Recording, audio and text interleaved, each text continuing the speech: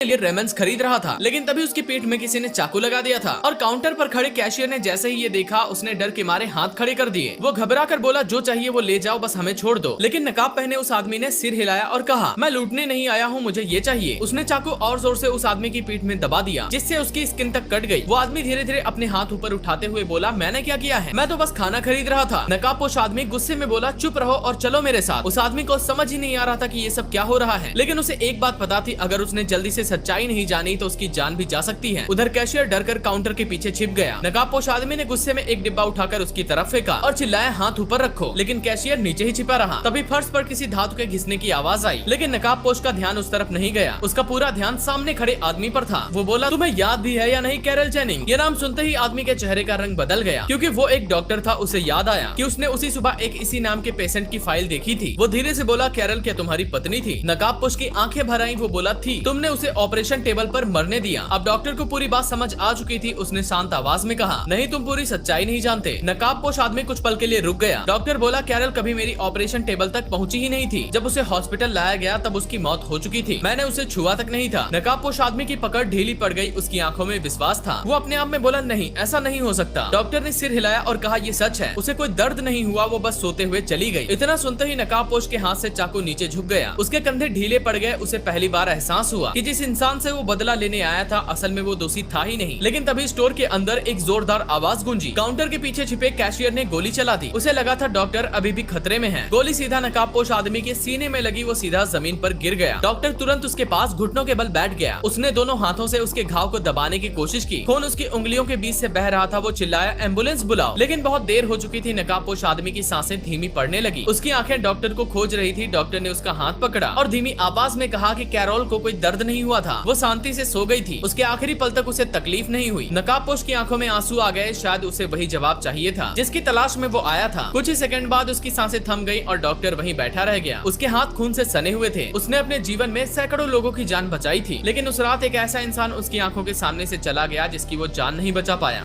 एक आदमी रात को कन्वीनियंस स्टोर में